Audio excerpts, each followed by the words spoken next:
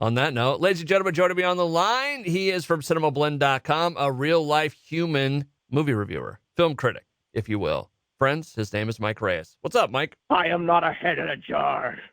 I'm doing well. How are you, sir? The random Futurama reference was pretty awesome. Futurama is just awesome. It is. So, yeah. It's just awesome. Yeah, it really is. You can get this. This is the only spot that you can get this kind of commentary. Yeah, it's awesome. Folks, who else are you going to come to for geeking out, movie reviews, movie news, and then just random, stuff? Hilarity. Anyways, Mike Reyes. Random hilarity, yeah. Mike Reyes from Cinemablend.com is on the line with me right now as we dive into the world of movies. Mike, let's get to it. A couple new movies out this week. I don't know if I would call them like giant movies, but they look like they're movies that'll be big in their own way, if that makes sense. Yeah, no, absolutely. I mean, look, we're at the end of April. We're almost to that May period where big movie season is warming up. But also we have some movies that are we still have some movies that are held over from last year. And I think that's part of why we've seen some really good stuff this spring. Like we had Dune Part 2, which was supposed to be last fall. That came out this season. But you've even had other movies like The Fall Guy, which was supposed to be out this spring, got moved to beginning of May because the studio was like really hot on it. And apparently initial reactions are saying they should be. Okay. And we're still sort of in a lull, a little bit of a lull. It doesn't feel like there's dead movie season exists as much as it used to. Okay. No, I get it. And the holdover thing, I mean, we still are in kind of that post-COVID world where I don't know if things completely make sense and people are still trying to figure out. Post-strike world. Yeah, post-strike, post-COVID, post-pandemic, post-everything. Everything happened already, and now we're just dealing with it. That's what it comes down to. Yeah, the pandemic's over, sure. Hey, everybody. All right. Hey, who brought their dog? Hey, I got a milk bone. You broke into that voice, and it reminded me of the great Rick Moranis. Oh. Rick Moranis, so I had to... Oh, small thing before we get started. I had never seen this clip before, but I saw it twice randomly on social media. They talked to Michael McDonald about Rick Moranis doing an impression of him on SCTV, because there was like a whole sketch, and I have to look it up again, where it was basically the recording of Christopher Cross's Run Like the Wind. Yeah. And it's just the whole point of the sketch was Michael McDonald randomly shows up to the studio, records his backup vocals, and then runs off and does something else. And Michael McDonald talked about how he was tripping the night he watched that. And he was questioning if it was real or not. And then he realized it was TV. And then later, apparently, he met Rick Moranis, and Rick Moranis apologized to him about it. And he's like, dude, you don't have to apologize.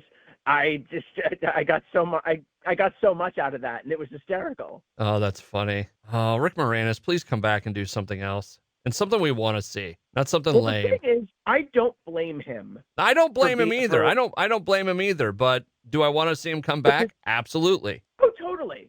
But the thing is, it has to be the right project, because obviously, long story short, when he first stepped away from acting or scaled back on acting and mostly did voice roles, it was because his wife had passed and he was looking after his family. He chose to be a dad. And if that's not a gold star in my book, or in anyone's book, I don't know what is. And then afterwards, he did get offers for like cameos in other Ghostbusters movies. And he's like, you know what? I'm honored, but I wouldn't want to just show up for a day and like, that's it. Like, he's selective. He's done some music, like some satirical music. He's done interviews. Like, Ryan Reynolds got him to do a Mint Mobile commercial. Yeah. And then there was the whole thing where they got him on Disney Plus's Prop Culture, I think it's called, where they go through props of classic Disney movies, and they brought him back to look at the original Shrink Ray. Oh, that's cool. Whatever Rick Moranis wants to do. You know what he needs to come back in? There for it. He needs to come back for Only Murderers in the Building. Oh, man. Oh, how have they not already done that? First of all, you're putting him back with Steve Martin, which is Little Shop Memories Forever. You're putting him back with Martin Short, and those two were SCTV vets together. And then you're putting him with Selena Gomez, who I'm sure would just... I have not watched the show yet. I'm going to start it at some point. But everything I've seen and everything I've heard from you about it, she just gels so well with these comedians. that I She's could just great. imagine how much fun she would have with Rick Moranis, because Rick Moranis is fun. She is really good. Like when it first started, and we've had this conversation before, but when it first started, it was like, okay, Selena Gomez is going to be in this, and then you see her act with Steve Martin and Martin Short, and you're like, wow, she's really good. I love that so much, because it's just that is the bridge between generations right there. That is the bridge between people who grew up with talents like Steve Martin and people who are growing up with someone like Selena Gomez. And I just like that show's hit, and that it's hit in such a way because of what it is. Because I don't know, even if you go to like network TV a couple of years ago, I don't know if that would have hit on network TV. Like, that No. feels like something that if it didn't land in the right time, in the right time slot, it would have gotten canceled after a season. And now we're going into season 4 with like, so I don't remember who exactly is going into season 4, but they continue building an impressive cast for this. Random Steve Martin fact from this week. You know what came out back, I believe it was 1978 this week? The Jerk? No. He first performed King Tut on Saturday Night Live. Yeah. Oh, I forgot about. Oh, I love that song to this day. I never I knew one of the backup bands for it was the Nitty Gritty Dirt Band. I didn't know that either. Isn't that crazy? I love how they framed the whole thing, because the King Tut exhibition was traveling at the time. Yeah. I think it was in New York at the time. I could be wrong, and then just the whole thing where he's standing there in like Pharaoh's regalia and is like, we're not trying to cash in or do any cheap consumerism, and then the song kicks up, and the face. Not only is it funny, but it's also a good damn song. Like, I will always listen to that and sing along and still know most of, if not all, the words to this day.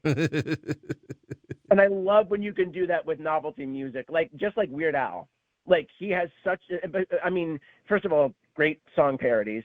So obviously that helps lodging those songs in people's minds. But then the songs that he does that are style parodies, that aren't parodying a song, but like more of an act. Yeah. Those are still catchy too. And short thing before we get back on track here, I still remember apparently Mark Mothersbaugh from Devo was very upset with Dare to Be Stupid. Which was used in Transformers, wasn't it? Yes, it was. And I want to say that's coming up on an anniversary, because I just got an email about that being back in theaters. Oh, I thought I saw that too. The 1985 film classic Transformers the movie. Yeah, that ruined me as a child. Well, yeah, that seeing your hero die on screen will ruin you as a child. 86, so we're 2 years away from the 40th. Mike Reyes from Cinemablend.com on the line with me right now as we wiggle our way through. Let's get to some of the reviews this week. Challengers, kind of the big one out, right? Yeah. Now, this is Zendaya and tennis, right? Yeah, that's part of it. So this movie boils down to 3 people. It's Zendaya, it's Josh O'Connor, and it's Mike Feist. Okay. And it's all about these 3 the 3 tennis players that grew up as young pro prodigies, and throughout the course of 13 years have known each other. And if describing it that way, you probably think it's boring as hell. But when you've got someone like Luca Guadagnino, forgive me if I'm pronouncing your name wrong, sir, but I love your movie. It's these 3 that they're not only competing in tennis, they're competing in life, because both of the boys love this girl, and but these 2 boys may like each other. And dealing with all of those things, as well as being competitive in tennis, creates a lot of good drama. And Zendaya is stone cold in this movie. She is a force to be reckoned with. She gets so many fantastic one-liners. And I have to give credit to Justin Kuritzkis for this, because he's the writer behind the film. He just gives her this delicious dialogue where it's like, on the minor end of things you see in the trailers, there's the line where this guy's like, one of the guys is like, he's not in love with you. And she's like, who said I wanted to be loved? And then you've got deeper end insults where I forget the exact words, so I'm not even going to try to approximate it, but she basically tells someone that they'd be better off with a gun in their mouth. Oof. She just She's cold. dominates.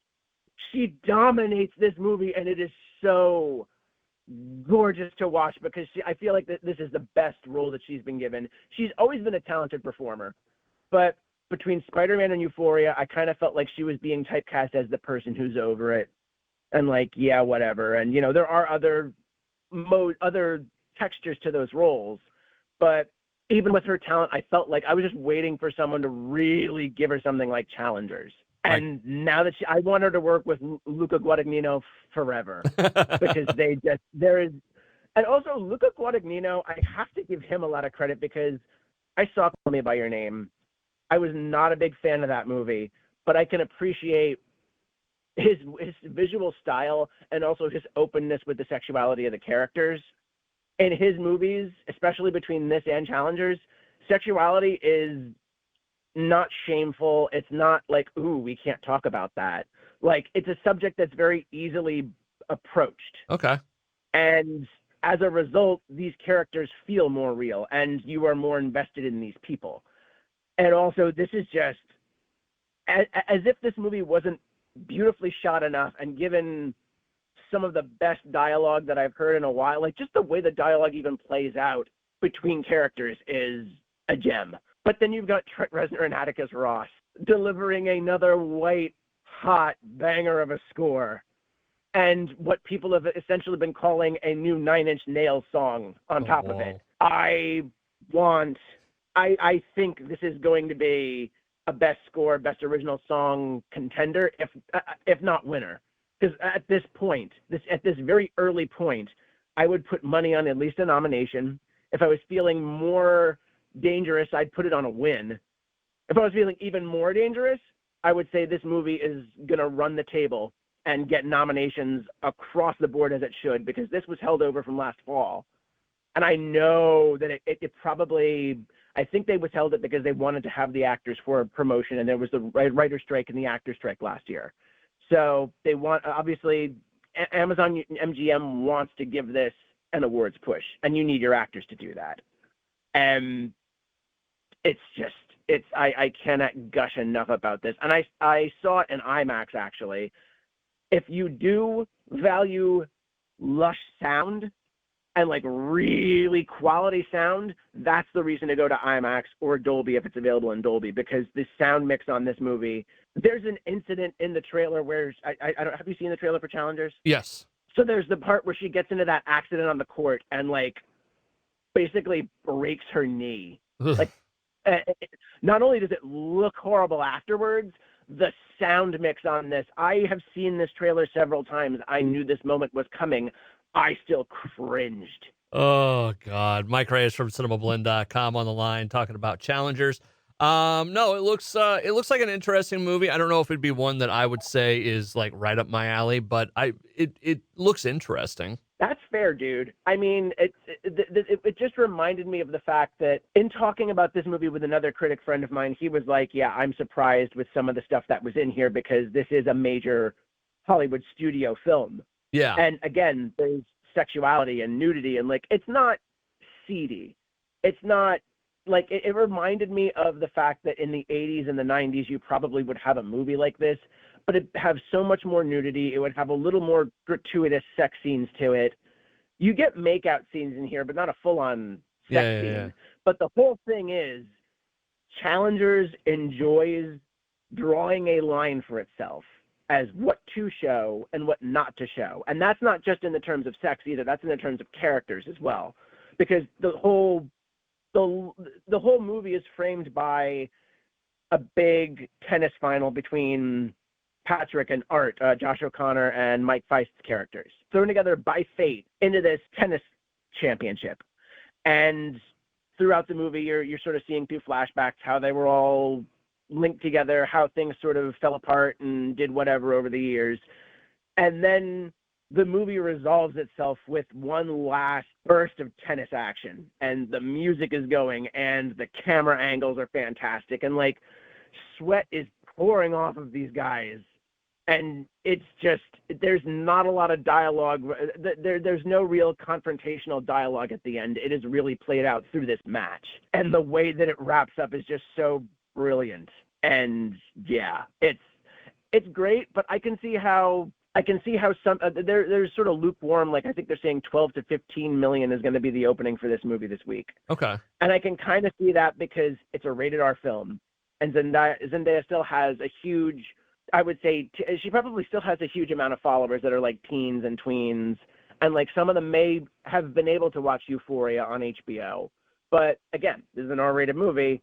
You're going to need an ID or a parent to go with you. And I don't know about anyone else. I don't think I would want to go see this movie with my parents. That's a great, no, stop there. That's a great line to end on. Mike Reyes from Cinemablend.com on the line with me right now, talking about the challengers. One last note on that front. We had a staff meeting recently, and someone on our staff is big on tennis. She did not like this movie because she said she thought the movie was okay, but she took away points because she said the tennis was garbage.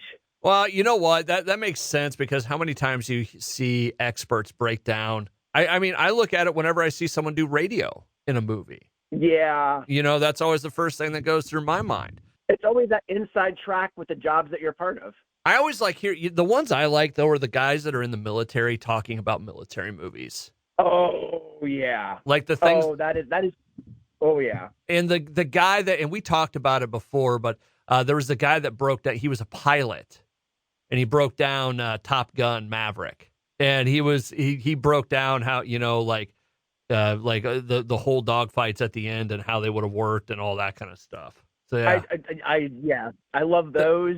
There's also a while back, there was a video of, I think it was a professional casino dealer talking about how Casino Royale's poker was garbage.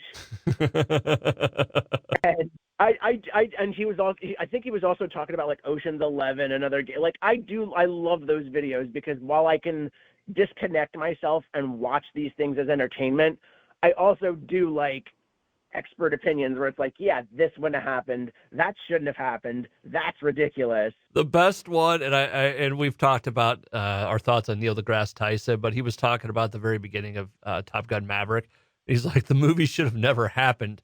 When he ejected from a plane going at Mach 10, it would have destroyed his body. Oh yeah, no, ripped to total shreds. Like, what body? That you're done after that. Yeah. Like, bye, buddy. There ain't nothing left of him. Mike Reyes from Cinemablend.com. All right, on the other side of things, one of the other movies coming out this weekend. We haven't seen it yet. Looks like a goofy movie. Boy Kills World. It's an interesting setup with a interesting use of a voice. Is that a fair thing to say? Yeah, that's definitely fair to say because your main character is Boy, played by Bill Skarsgård.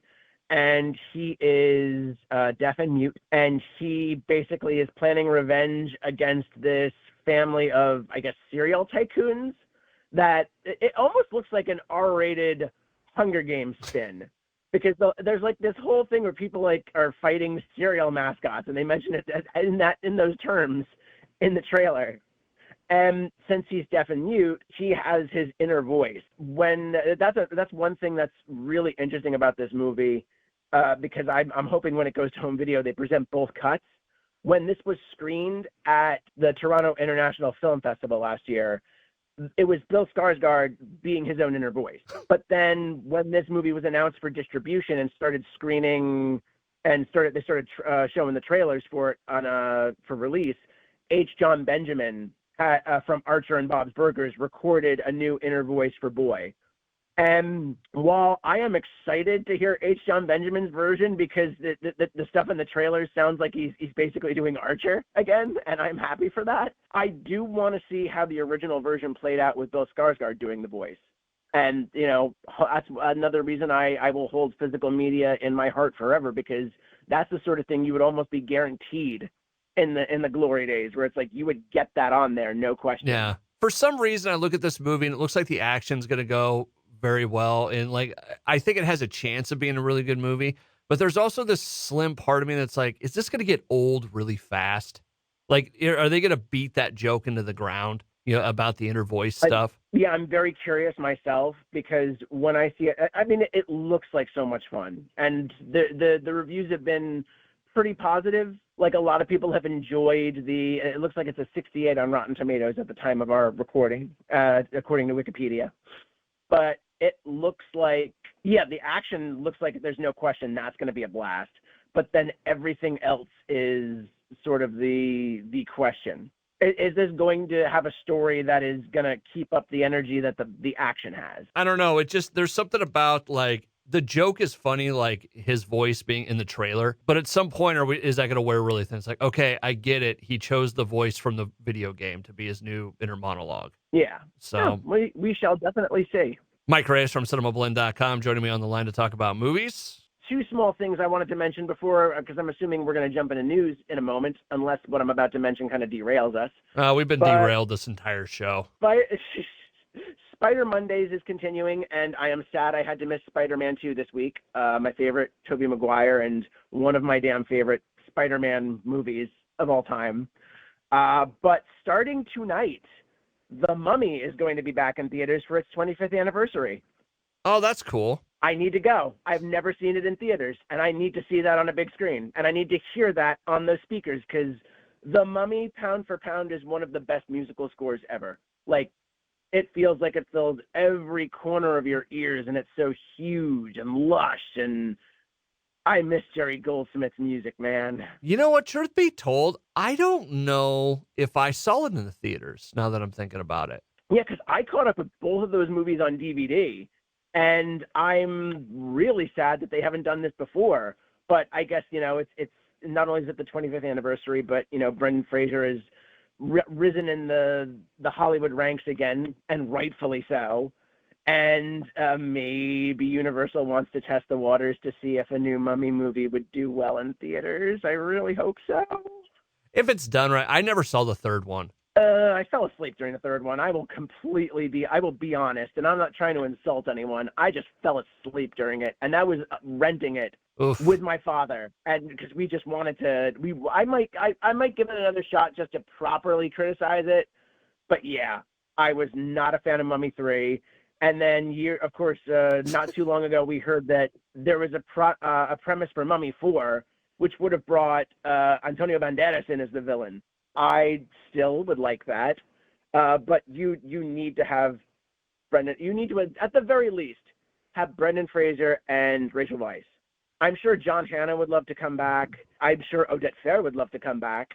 So you would have Jonathan, and you would have I'm blanking on the Magi's name right now. Artist Bay. You would have him back too. Like, I wouldn't be surprised if you mentioned The Mummy to anyone who's been in it, and they'd be like, yeah, I'll do it again. Yeah. Do you have a good reason to bring Imhotep back again? Because Arnold Vosloo would probably do it again. Mike Reyes from Cinemablend.com on the line. Going over to the world of movie news and entertainment and all that. We got another new trailer for Deadpool 2. Deadpool 2. And I'm going to put it this way. If you weren't sold on this movie from the first look, this one has to sell you on it. It's Deadpool and Wolverine, which would also be known as Deadpool 3. Excuse me. Sorry. Yes. That's okay. I was okay on Deadpool 2 too, so I can see how you might skip over that one. Sorry, no, I don't know why that popped up in my head, but I think I even wrote it down as Deadpool. Yeah, I wrote Deadpool 2 in the notes, probably because I was doing two things at once. So, anyways, Deadpool and Wolverine. Ryan Reynolds is gonna hate us. That's all right. I think he would hate us in the fun way. Probably. I would love that. Like there's a convention called Chiller Theater in Jersey where it's like a whole bunch of horror and like comedy celebrity, like a whole bunch of really cool celebrities show up, and it's sort of like a scaled down Comic-Con. Okay. And this weekend they've got Triumph the Insult Comic Dog there on Sunday only, and I would love to go and meet Triumph the Insult Comic Dog. Really, Robert Smigel, SNL writer, Adam Sandler friend and writer. I would love to meet him with the puppet and just get decimated. Oh, that'd be good. Over the world of Ryan Reynolds would be another person I'd want that from. I want to see Triumph and Ryan Reynolds have a conversation. Oh, man. I also want to see Ryan Reynolds on Between Two Ferns. Oh, that would be perfect. But no, the trailer, Deadpool and Wolverine, it looks good. I mean, there's a lot of Easter eggs in there, a lot of little things. I think they're going to throw a lot of stuff at us in this movie, but I think they're going to do it in a way that's controlled and makes sense. and is very Deadpoolish, if I can use that as a term. Oh yeah, get the bleep button ready because we have to when we're talking about this trailer. But anyone can say let's go. Anybody can say that. It's a saying that's through the internet.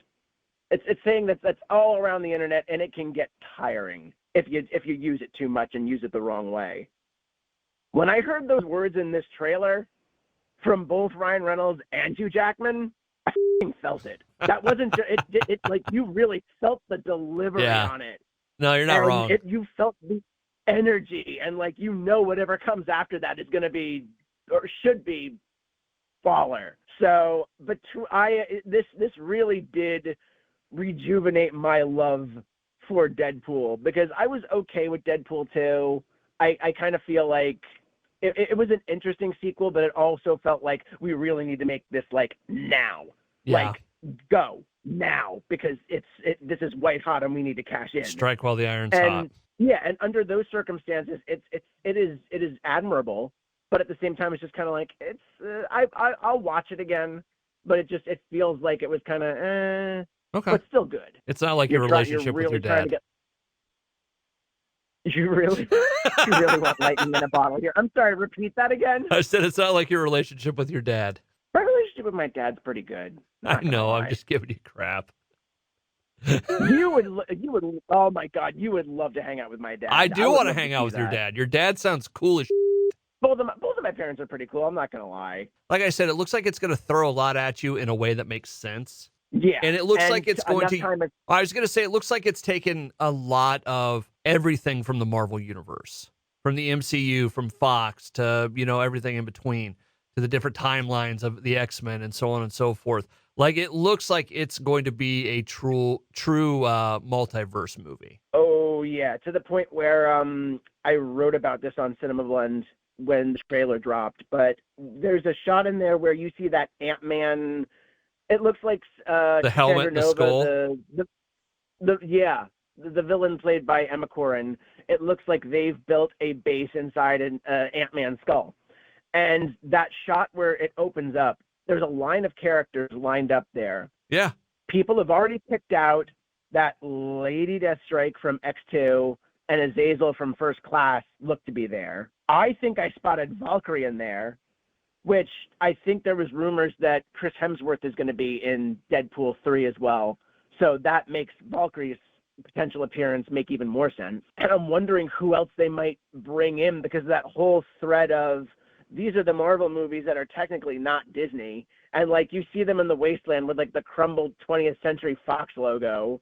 So like there's got to be like I want them to bring in Wesley Snipes' Blade. I want them to bring in Nick Cage's Johnny Blaze. Or no, am I getting that right? Johnny Blaze, Ghost Rider? Yes, you're correct. Yeah, like I want them to bring in those sorts of characters too. That'd be like so much fun. Oh, Jennifer Garner's Elektra's supposed to be in there. Like I want them to go all out with just all of the jokes about the Marvel movies that came before because it would just be such a loving tribute. You know what I think more that it is, though?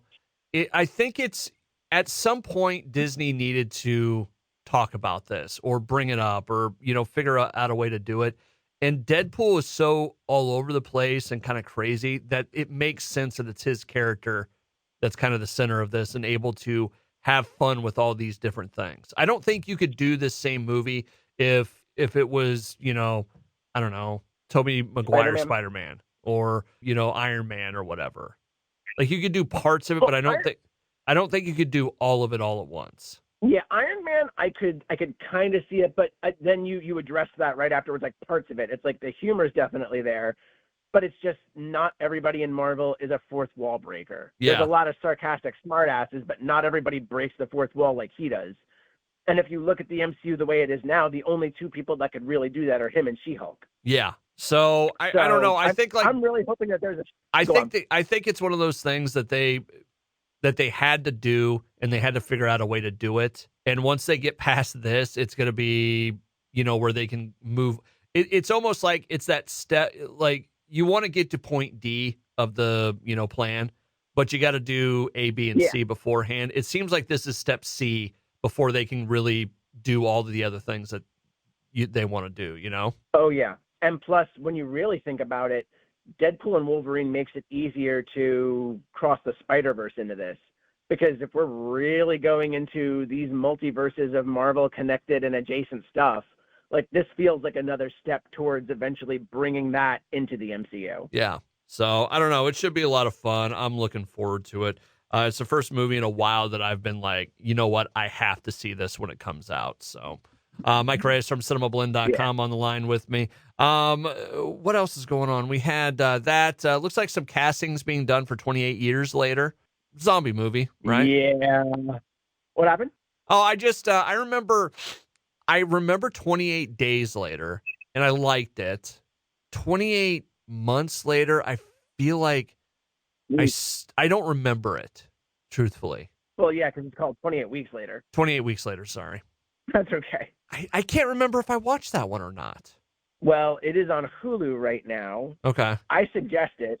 And part of the whispers that are now, I'd seen this reported by the scoopers on Twitter, but now apparently Deadline has heard from their own sources that 28 Years Later may have cast its first 3 actors, and that is Jodie Comer, who you'd know from Killing Eve, The Last Duel, or Free Guy, Aaron Taylor Johnson, Oh, wow. The Fall Guy, and also potential new James Bond, and then Ralph Fiennes, from who starred with Aaron Taylor Johnson in The King's Man. There's also been other things like, obviously, recent James Bond movies like No Time to Die, Schindler's List. He was in the Harry Potter as Voldemort. The way that 28 Years Later is being treated versus the way that 28 Days Later came up is such an amazing juxtaposition, because when 28 Days Later was made, that was indie as hell. Danny Boyle and Alex Garland teamed up on this. It was filmed on digital camcorders.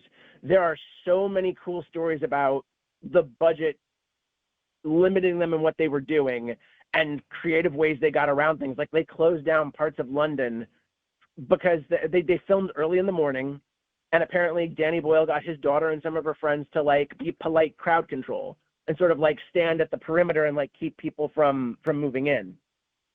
And the way that they got some of those shots, like Cillian Murphy walking through a desolate London, and just, it wasn't CG. They couldn't afford that. It was just real bootstrap filmmaking, like very run and gun. And then Weeks obviously got more of a budget, and but it was still very much in the middle because it was Fox Atomic that was releasing that one, so it was still kind of like a mid-level, like an indie. It was at that time when indie branches were still connected to major studios. So like they had money, but they didn't have like a huge A-list cast. Mike Reyes from Cinemablend.com on the line with me, talking about 28 Years Later. Years Later. There you go. Sorry. Yes. But then again, these are all, this is sources talking to Deadline, so no, this isn't a studio announcement just yet. Although I am under the impression that they're trying to start filming in May. Okay. And if they do film the first 2 back-to-back, we might get, maybe the first one comes out next year, and then, or maybe they drop both of them next year, or the first one's next year, and then the other one's 2026. But another thing that is interesting to talk out is the fact that Aaron Taylor Johnson is hotly tipped to be the next James Bond right now. Like we're going on 2 years since the first announcement. The first rumors came out where it's like Aaron Taylor Johnson's been secretly cast and he's filming The Gun Barrel next month. Obviously didn't happen. Earlier this year, reports started again. Oh, he's days away from signing the contract. Obviously, I don't think that's happened. And then we cut to earlier this week, if not late last week, the British premiere event for The Fall Guy happens, and Aaron Taylor Johnson's in it, and he plays like an upstart action movie hero who looks like a bit of a prat.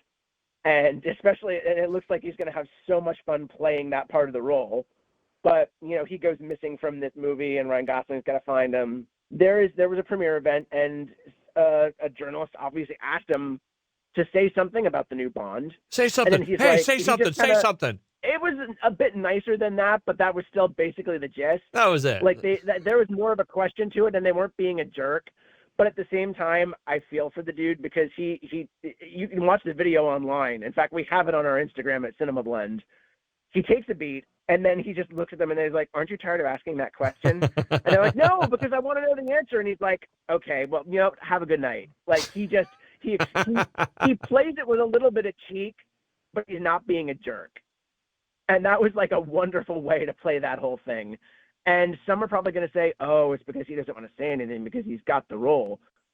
I'm not 100% convinced he has the role, but I think he's probably at the point where it's like, "Look, we're here to promote this movie. I'm getting so many questions about this. I'm tired. Like, dude, I have a good night." Yeah. No, Like, exactly. I mean, I really do feel for the douche. Mike Reyes from Cinemablend.com joining me on the line to talk about movies and such. As we get towards the end, I want to wrap up with something really funny. I know we had a couple other things that we are going to get to, but this Beavis and Butthead stuff for Saturday Night Live has taken over the world in all the best ways possible, and that's where I want to end this week. Okay, before we do, I'm just throwing something quick out since we were talking. Look, I mentioned this, and I mentioned I wanted to talk about an exclusive we had on the site. We got business to do here. But if you go to the site, you can see the Fall Guy director David Leitch talking about how he wants to do the next Bond and why he thinks Aaron Taylor Johnson's a good choice. Okay, But I'm sorry, I forgot that one. Be a good choice. My apologies. But at the same time, Aaron Taylor Johnson and Ryan Gosling in a Beavis and Butthead movie. What do you think? Why not? I mean, I think they would equally be up for it. Oh, Yeah. And it's, you know what? I would not be surprised if more Beavis and Butthead talk. I'm wondering if this will spark more Beavis and Butthead talk with Paramount, because I don't think, have they had any new episodes since that first batch? They had like a second season of it, I believe. They did the movie. They did the season 1 and season 2, I believe, and then that's been about it for the last year or so. I'm going to tell you the new Beavis and Butthead stuff. I've said it before, and I'll say it again. It's some of the best Beavis and Butthead out there. Boy, that thing on Saturday Night Live where they have the two random guys dressed up as Beavis and Butthead just sitting in the crowd and then they're together was really funny. And then just the mileage that has come out of this sketch is, I think it is so damn impressive, because it's a whole cycle where everybody's like, SNL sucks, this cast is horrible, this isn't my cast. And I still think that comedy is like music, in that when you're a teenager and you're really discovering yourself and your tastes, that's where it's all sort of defined. So whatever SNL cast you've got at that point is probably going to be the one that defines how you look at the show. Yeah. But then there's occasionally there are these moments where you've got a sketch like the sketch is literally called Beavis and Butthead, and it is just I think it's Heidi Gardner and Kenan Thompson, and it is this it's like a TED talk about like AI regulation, if I'm not mistaken. Oh yeah. And the gag is these two guys are dressed like Beavis and Butthead in the crowd, Ryan Gosling being one of them. And they're like, I've never seen the show before. What are you talking about? Yeah, they don't sound anything like them. They just look like It's one of the better things that Saturday Night Live has done in a while. And they've had a couple really funny ones lately. And forgive me, I'm not remembering them off the top of my head. But this one was so good. Oh, I've got one off the top of my head. Well, two, because Pedro Pascal has had a recurring character of a young Latine man's mother. That's right. Yeah. He has been fantastic in that role. And then the second time he did it, Bad Bunny was the aunt. And just the whole gag of they go into these long swaths of Spanish, and then every now and then something isn't translatable as in English. And then it's usually, those are the words that, like, even if you don't know Spanish, if you know Spanish, there's an extra texture that it's just brilliant. But then if you don't know how to speak Spanish, just those little things that pop out in English are the details that really hit the moment on the head. So that's one. And then Oscar Isaac's Paw Patrol sketch was, I don't know if you've seen it. Yes, I have. But It's brilliant. Just the man campaigning for mayor and going against the Paw Patrol. That's brilliant. And then Sydney Sweeney had a couple really good ones. Like the Air Bud sketch was hysterical. Yeah, Like, there was I felt something like else that she was did her too that was playing in, really like, funny. yeah, I think that was her playing in like Anchorman level humor, and I really enjoy that for her. But yeah, Beavis and Butthead, I think I think it's broken a record. This episode has broken a record for like Peacock viewers for SNL. It's gotten 12 million views in 9 days on YouTube. And it's just, everybody keeps talking about it. Everybody loves it to death. Paramount should seriously be looking into getting the boys back up again. You know what the most watched Saturday Night Live video on YouTube is? What? I don't know what the sketch was, but it was Porn Teacher, and then it was the Black Jeopardy with Tom Hanks as number 2. Oh, that's a good one. Harry Potter, Hermione's Growth Spurt with Lindsay Lohan. Oh, of course. And probably for the wrong reason. The Spider-Man Kiss. People are gross, man. With Andrew Garfield. Kylo Ren doing the Undercover Boss. Undercover Boss. Yeah. Adam Driver, Career Day, is another sketch I loved. He plays the old oil millionaire. And Pete Davidson is ready to break in that sketch because he's playing his son. And you have to watch it. You have to watch Career Day with Adam Driver.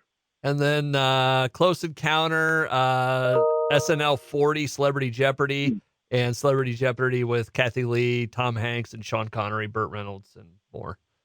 So, if there wasn't a Celebrity Jeopardy sketch in that list, I would have been very upset. That's your top 8. That is one of. Oh yeah, and that's like, you want to talk about something that shaped my SNL views when I was a teenager. Celebrity Jeopardy. That was the first step to developing my Sean Connery impression, because of watching Daryl Hammond's impression.